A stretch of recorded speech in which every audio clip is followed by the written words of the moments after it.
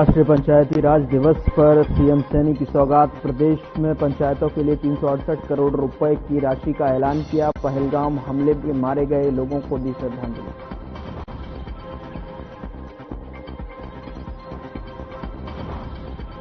पहलगाम हमले के विरोध में कांग्रेस निकालेगी कैंडल मार्च। पदाधिकारी, विधायक, पूर्व विधायक होंगे शामिल। दिवंगत आत्माओं को दी गई श्रद्धांजलि। पहलगाम में हुए आतंकी हमले से गुस्साए पूर्व सैनिक रेवाड़ी में प्रदर्शन कर लगाए पाकिस्तान मुर्दाबाद के नारे। कहा, देश के लिए आज भी पाकिस्तान का नामो निशान मिटाने को तैयार।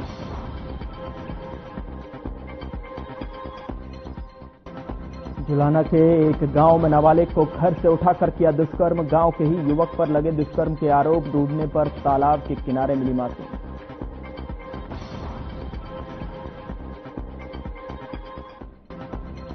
महेंद्रगढ़ में निजी हार्ट हॉस्पिटल पर लापरवाही के आरोप। इलाज के दौरान संदिग्ध हालत में शख्स की मौत। गुस्साए परिजनों ने जमकर किया हंगामा।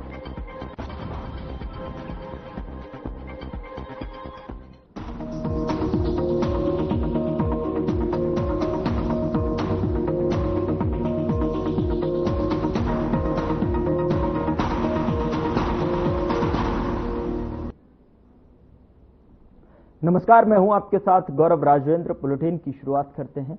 राष्ट्रीय पंचायती राज दिवस के अवसर पर सीएम नायब सिंह सैनी ने प्रदेश में पंचायतों को 368 करोड़ रुपए के विकास कार्यों की सौगात दी।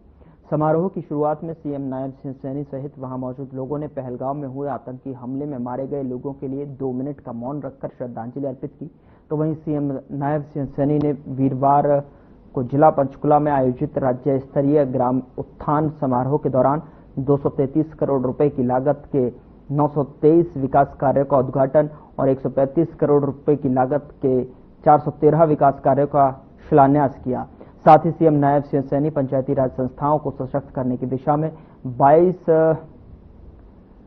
जिला परिषदों, 142 पंचायतों समितियों और 5388 ग्राम पंचायतों को स्टाम्प ड्यूटी के अंश के रूप में और 573 करोड़ के हस्तांतरित। तो इसके अलावा 511 ग्राम पंचायतों को महिला चौपालों के निर्माण के लिए 18 करोड़ 28 लाख रुपए की राशि भी जारी की।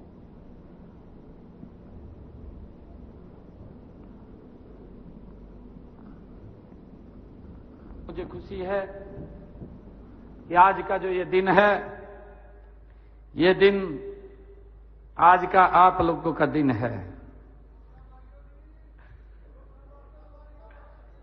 ये आप लोगों का दिन है।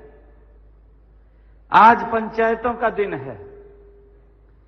आज राष्ट्रीय पंचायत दिवस है और इस अवसर पर आयोजित ग्राम उत्थान समारोह में मैं आज आप सबके बीच में आज उपस्थित हुआ हूं।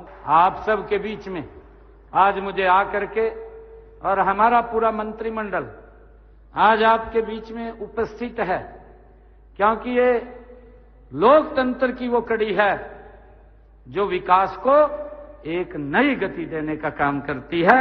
आप सभी के बीच में मुझे आकर के बड़ी खुशी और गर्व की अनुभूति हो रही है। इसके लिए मैं आप सबको बहुत बहुत बधाई और शुभकामनाएं देता हूं। जब पंचायती राज प्रणाली की संवैधानिक ये दर्जा दिया गया था, उसका उद्देश्य था कि पंचायतों के माध्यम से गांव का विकास करना।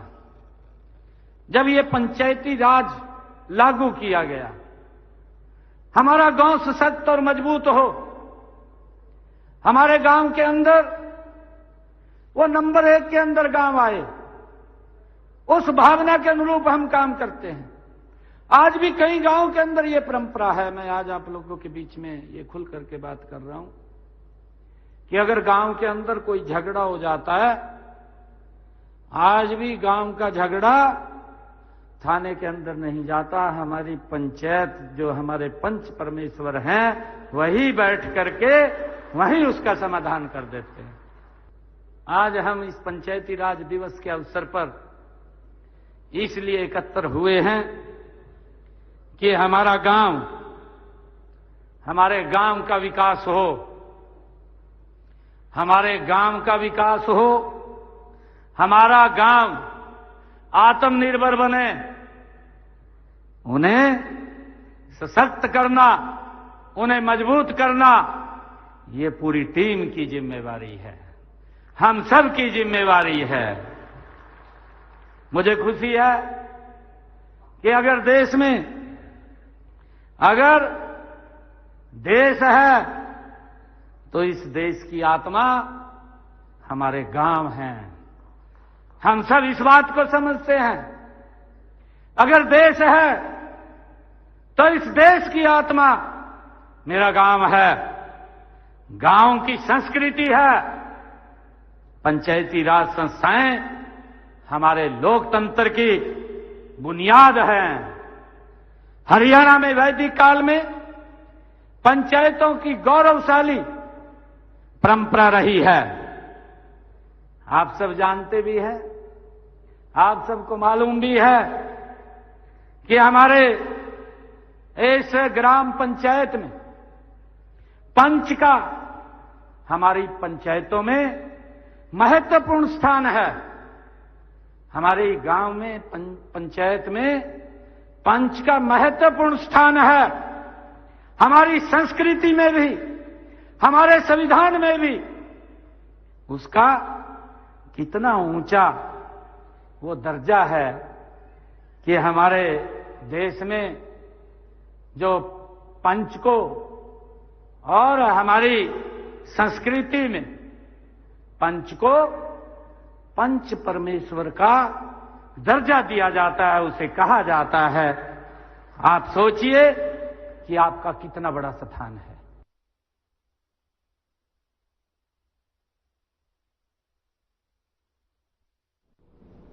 हरियाणा के मुख्यमंत्री नायब सिंह सैनी ने रेवाड़ी सेक्टर 18 स्थित फ्लाइट लेफ्टिनेंट सिद्धार्थ यादव के निवास पहुंचकर शोक व्यक्त किया और मुख्यमंत्री ने दिवंगत आत्मा की शांति हेतु ईश्वर से प्रार्थना की और शोक संतप्त परिजनों का ढांढस बंधाते हुए हर संभव सहयोग दिए जाने का भी आश्वासन दिया।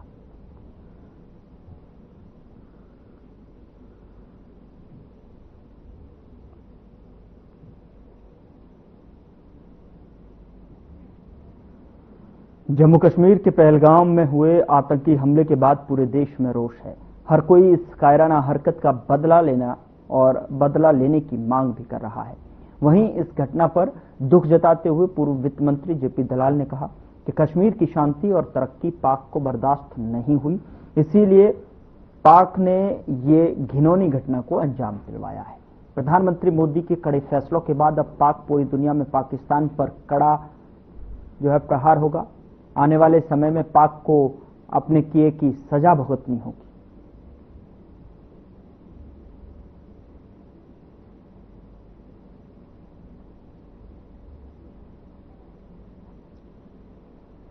कश्मीर के पहलगाम में आतंकवादी हमले को लेकर हरियाणा कांग्रेस द्वारा जिला स्तर पर कैंडल मार्च निकाला जाएगा। पार्टी के सभी पदाधिकारी, विधायक, पूर्व विधायक शिरकत करेंगे। वहीं दिवंगत आत्माओं को श्रद्धांजलि और मृतकों के परिजनों के प्रति एकजुटता दिखाई जाएगी। हरियाणा कांग्रेस अध्यक्ष उदय भान ने निर्देश जारी किए हैं।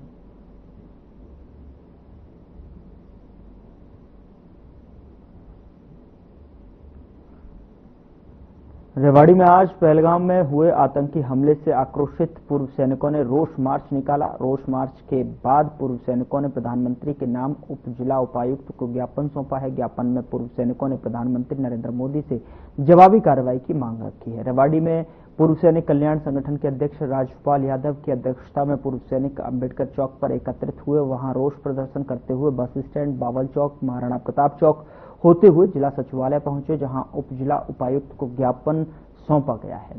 प्रदर्शन के दौरान पूर्व सैनिकों ने पाकिस्तान मुर्दाबाद के भी नारे लगाए।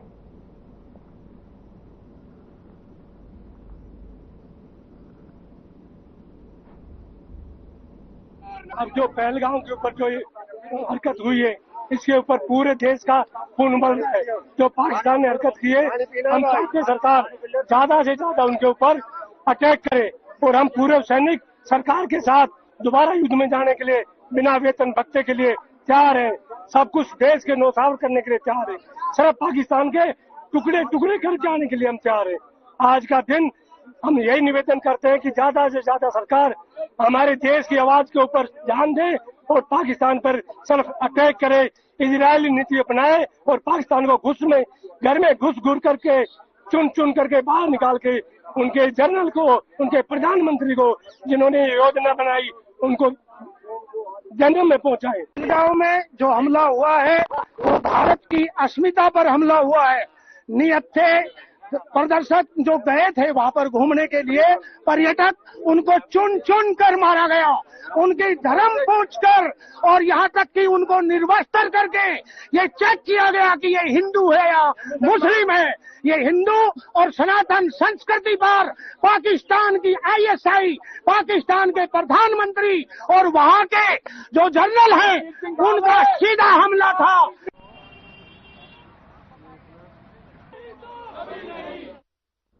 पहलगाम में हुए आतंकी हमले के चलते सुरक्षा बढ़ा दी गई है। वहीं पुलिस को गश्त करने के दौरान भिवानी पुलिस ने एक संदिग्ध गाड़ी पकड़ी है जिस पर कोई नंबर प्लेट नहीं थी। गाड़ी में पुलिस का सायरन भी लगा हुआ था। सबसे बड़ी बात यह भी थी कि गाड़ी पर दोनों तरफ लाइट भी लगी थी, जिस पर एक तरफ लाल और दूसरी तरफ नीले लाइट लगी हुई थी। पुलिस ने गाड़ी को अपने कब्जे में ले लिया है।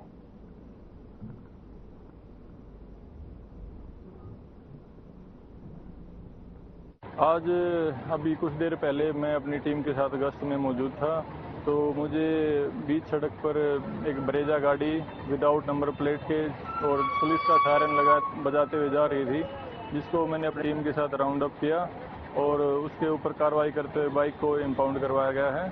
और इस तरह की ट्रैफिक के नियमों को सब तरह से देखते हुए कोई अनहोनी भी ना हो, इसको लगातार चेकिंग जारी है।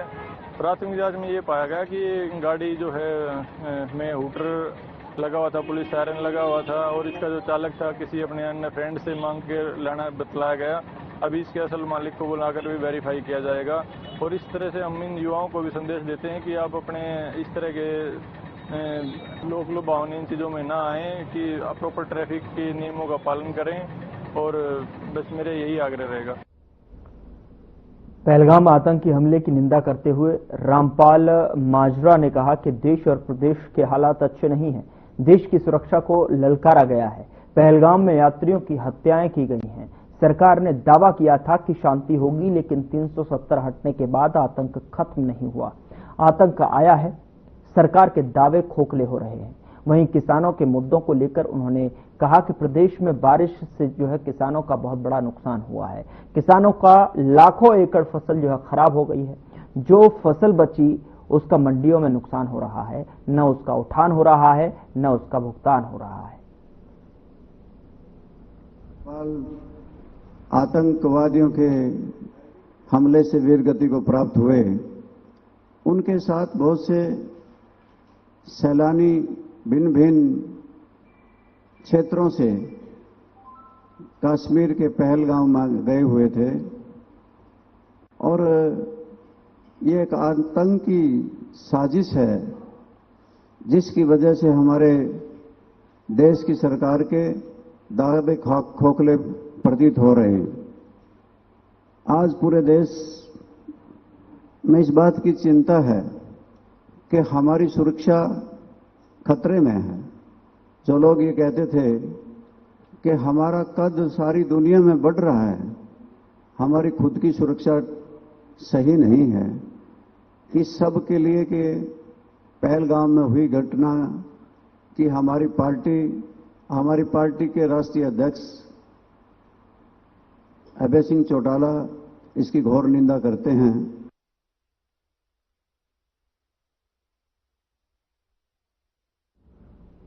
जम्मू कश्मीर के पहलगाम में टूरिस्टों और हिंदुओं के नरसंहार के खिलाफ देश का गुस्सा पूरे उफान पर है। पाकिस्तान को सबक सिखाने के लिए हमला करने की मांग हो रही है और इसको लेकर बहादुरगढ़ में भी स्वर्णकार संघ की अगुवाई में व्यापारियों ने प्रदर्शन किया है। हिंदुओं ने नरसंहार के खिलाफ जो है नारेबाजी की। और आपको बता दें कि स्वर्णकार संघ के प्रदेशाध्यक्ष पवन वर्मा ने कहा कि अब वक्त आ गया है जब देश की सरकार दहशतगर्दों के सफाई के लिए सख्त अभियान चलाए।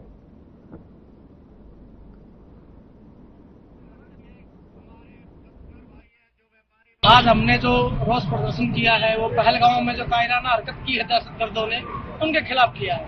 हम सरकार से अपील करते हैं कि अब आप भी बहुत हो चुका है, मोदी जी अपनी पोलाइटिटी को छोड़े, सेना को सीधा उनको हाथ खोल दिया जाए ताकि वो दहशतगर्दों को सीधा जवाब दे सके।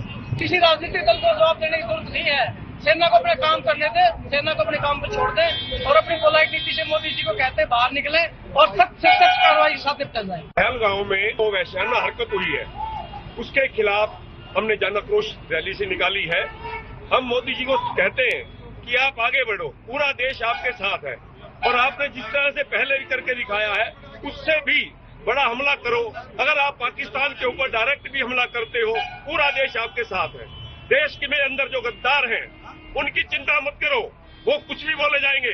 जो परसों गांधियों का बटेऊ जिस तरह उसने शब्दों का प्रयोग किया, उसका भी उसको जवाब देना, हमारे अपने लोग उसको अच्छे से जवाब दे देंगे।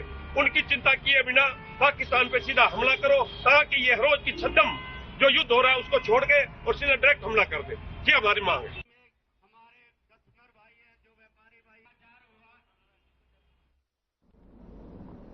पहलगाम में हुए भीषण आतंकी हमले में मारे गए 28 निर्दोष पर्यटकों को स्थानीय नेहरू स्थित शहीद स्मारक पर एकत्रित होकर श्रद्धांजलि दी गई।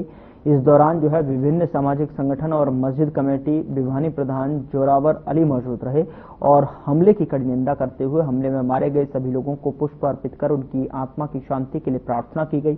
इस मौके पर लोगों ने आतंकवाद और पाकिस्तान के विरुद्ध जोरदार नारे लगाए।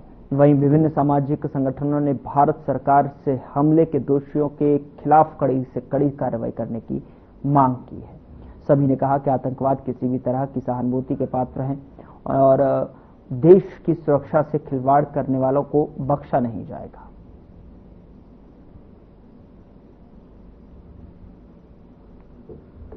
गुजारिश करता हूं कि सभी एकजुट होके इनकी कड़ी से कड़ी निंदा करके इनको सख्त सजा दिलाई जाए। ये हमारी भारत सरकार से, आम भारतीय नागरिक से गुजारिश है कि सब साथियों को एक साथ मिलके इनको आतंकवाद को कुचलने का समय आ गया है। देखिए, धर्म पूछ के जो भी किया है ये बहुत घिनौनी हरकत है। किसी को धर्म जाति पूछ के, ये कोई कानून नहीं कि किसी धर्म पूछ के मारा जाए। और जो मुस्लिम है, जो इस्लाम को मानने वाला है, वो कभी किसी का दिल नहीं दुखाता, न कोई धर्म जाति से उसे ताल्लुक। वो तो भाई को भाई मानता है। हिंदुस्तानी हमारे नागरिक भाई है, यही हम इस्लाम सिखाता है। और जो आतंकवादी है वो मुसलमान नहीं हो सकता, क्योंकि इस्लाम में कहीं ये गुंजाइश ही नहीं छोड़ी कि कोई किसी का दिल दुखाए और वो आतंकवादी बन के किसी निर्दय लोगों को मारे। हम इसकी कड़े से कड़ी निंदा करते हैं कि जो आतंकवादी होगा मुसलमान से ताल्लुक ही नहीं रखता। आज विभिन्न सामाजिक संगठनों के लोगों ने नेहरू पार्क में शहीद स्मारक पर जो हमारे देश के पर्यटक श्रीनगर गए थे, उनकी मौत हो चुकी है। उनके आत्मा की शांति के लिए हमने यहाँ पर मौन धारण किया है और उनको पुष्पांजलि अर्पित की है। तो हम भारत सरकार से अपील करते हैं कि जैसे हमारे देश के जो लोग जिनको आतंकवादियों ने मौत के घाट उतारा है, वैसे ही उन आतंकवादियों को पकड़ के उनको मौत के घाट उतारे। कोई भी आतंकवादी किसी भी मजहब का है या किसी भी देश का है, उनको बख्शा नहीं जाना चाहिए। हमारी माताएं बहनें थी, उनके जो पीड़ा है वो हम ना तो बता सकते ना सहन कर सकते। जो इस बच्चे ने अपना बाप मरा हुआ देखा है, सरेआम उनको गोली मारते हुए देखे है, तो मेरी भारत सरकार से यही मांग है कि उन बच्चों के आत्मविश्वास बढ़ाने के लिए, उन बच्चों के जीने के लिए, उन माताओं बहनों को जीने के लिए उनको सरेआम चौराहे पर गोली मारनी चाहिए। अगर सरकार ये कुछ नहीं कर सकती तो हम भारत सरकार के एक नागरिक है, वो हथियार हमें दे और हम उन कातिलों को गोली मारेंगे और उनका एक एक अंग काट के चौराहे पर, ताकि दूसरा कोई आतंकवादी पैदा होने से पहले 100 बारी सोचे कि भाई अगर मैंने ये कर्म कर दिया तो हिंदुस्तान में अब सरकार ऐसी है कि मेरे साथ ये होगा। अगर कोई आतंकवादी बनना चाहेगा आगे तो उसकी रूह कांप उठेगी और वो रूह कांप ऐसी उठे कि आगे आने वाली पीढ़ी भी ये ना सोचे कि मैंने आतंकवादी बनना है या किसी हिंदुस्तान में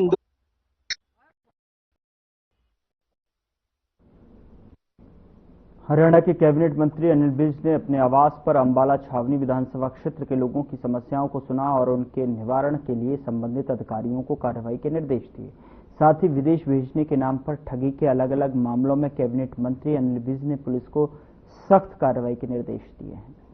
अशोकनगर निवासी ने शिकायत के देते हुए अनिल बिज को बताया कि उसे मत्यदास जो है नगर निवासी एजेंट ने झांसा दिया कि वे उसके बेटे को विदेश में भेज देगा। बेटे को स्लोवाकिया भेजने के लिए उसे 2.5 लाख रुपए दिए थे, लेकिन कुछ समय बाद एजेंट ने राशि उसे वापस लौटाने को कहा और स्लोवाकिया का वीजा नहीं मिला। दूसरे देश में उसके बेटे को भेज देंगे और उसे 2.5 लाख रुपए पास कर दिए। इसके बाद एजेंट ने उसके बेटे को कनाडा भेजने के नाम पर 15 लाख रुपए लिए, मगर आज तक उसके बेटे को कनाडा नहीं भेजा है और ना ही राशि वापस लौटाई है।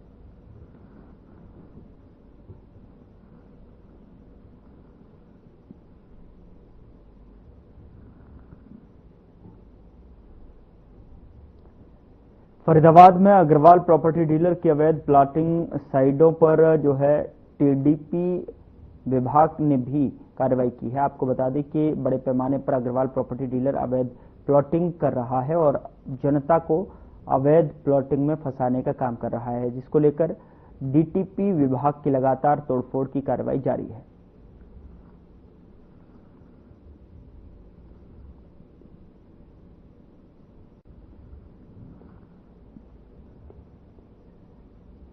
महेंद्रगढ़ के निजी हार्ट हॉस्पिटल में एक व्यक्ति की संदिग्ध परिस्थितियों में मौत हो गई, जिसे लेकर मृतक के परिजनों ने उपचार में लापरवाही का आरोप लगाते हुए अस्पताल में हंगामा कर दिया। हंगामे की सूचना मिलते ही शहर थाना प्रभारी अपनी टीम सहित मौके पर पहुंच गए। करीब 1.5 घंटे तक परिजन लापरवाही के आरोप लगाते हुए हंगामा करते रहे। इसके बाद उन्होंने पुलिस को लिखित शिकायत देकर अस्पताल प्रशासन और चिकित्सक के खिलाफ कार्रवाई की मांग की। वहीं हंगामे की सूचना के बाद शहर थाना प्रभारी निरीक्षक अनिल टीम सहित मौके पर पहुंचे और परिजनों को समझाते हुए शव को पोस्टमार्टम के लिए नागरिक अस्पताल भिजवाया। पोस्टमार्टम के बाद शव परिजनों को सौंप दिया गया है। पुलिस ने शिकायत के आधार पर जांच शुरू कर दी है और उचित कार्रवाई का आश्वासन दिया है। कुछ करवाने के बाद में इनकी तबीयत में कोई सुधार नहीं था, तो जो विक्रम शर्मा का लड़का है वो कंपनी में नौकरी करता है, तो वो सुबह आया था, करीबन 9 बजे करीब आया था वो। तो उसने आके मेरे पास फोन किया कि भाई पापा की तबीयत ऐसे ऐसे खराब हो रही है, अरे बोले यहाँ हुआ। और ठीक है, तो मैं यहाँ आया तो बोले 20,000 रुपये मांग लिए। तो मैंने बोला कि आप पापा से मिले? तो बोले पापा से तो मिलने ही नहीं दिया, पहले ये कह रहे हैं कि 20,000 रुपये दो। तो चल मैं बात करता हूँ। तो मैंने आगे इनसे पूछा मत भाई साहब क्या हाल है मरीज का? बोला ठीक है, तो मगर अगर मिल ले बोले 35,000 रुपये जमा करवा दो फिर मिल लेना। मैं यार करवा देंगे, हम कोई भाग थोड़ी रहे हैं। नो नहीं, पहले पैसे जमा करवाओ।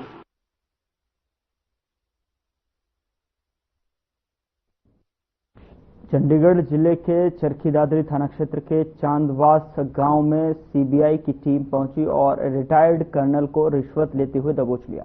बता दें कि 20 लोगों की टीम को गठित किया गया और बुधवार को देर रात तक कार्रवाई कर मामले को अंजाम दिया गया है। आपको बता दें कि रिटायर्ड कर्नल पर आरोप लगाया गया था कि अस्पताल के ex serviceman contributory health scheme panel के पद पर रखने के लिए 22 लाख रुपए मांगे थे।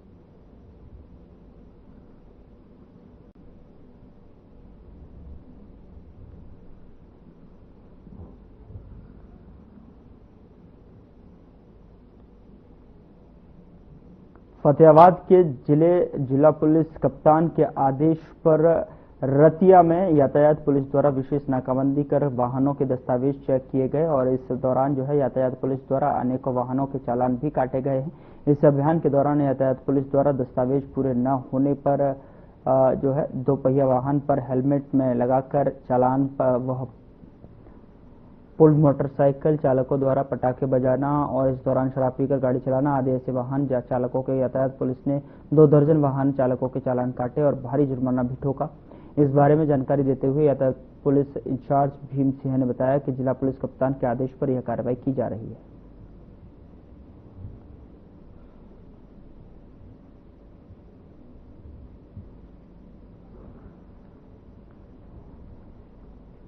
खबर सिरसा से है, जहां जिले के नवनियुक्त पुलिस अधीक्षक डॉक्टर मयंक गुप्ता ने अपना कार्यभार ग्रहण कर लिया है। वर्ष 2019 बैच के आईपीएस अधिकारी डॉक्टर मयंक गुप्ता इससे पूर्व रेवाड़ी जिला में पुलिस अधीक्षक और गुरुग्राम में डीसीपी के पद पर अपनी सेवाएं दे चुके हैं। इस अवसर पर पुलिस अधीक्षक मयंक गुप्ता ने कहा कि सर्वप्रथम जिले के पुलिस अधिकारियों के साथ बैठकर जिले की कानून व्यवस्था का जायजा लेकर समीक्षा की जाएगी।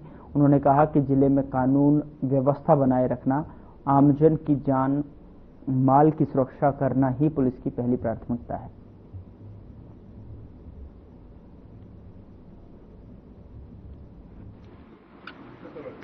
जैसा कि सिरसा में नशे के विरुद्ध अभियान एक बड़े स्तर पर चल रहा है, तो मेरी प्राथमिकताओं में सबसे पहले उसी नशे के विरुद्ध अभियान को और आगे लेके जाना मेरी पहली प्राथमिकता रहेगी। उसके अलावा दूसरी प्राथमिकता मेरी रहेगी कि कैसे जो हमारी पुलिस की एग्जिस्टिंग फोर्स है उनको और काबिल और बेहतर बनाया जाए। इसके अलावा सभी लोगों की समस्याओं का त्वरित रूप से मौके पर ही जितना संभव है समाधान अपना हो। तो पुलिस और जनता के बीच में जो कई बार गैप होता है, वो गैप बहुत ही कम है। और साथ में जो क्राइम है, जो भी यहाँ पे क्राइम की प्रोफाइल है, मैंने सुना है कि पर्टिकुलरली यहाँ पे चोरी या इस प्रकार का वारदातें हैं, उन पर भी हम कुछ लगाने का।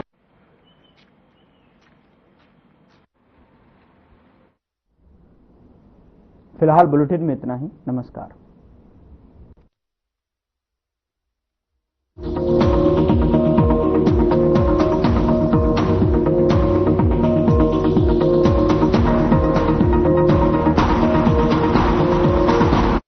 क्या रंग खिला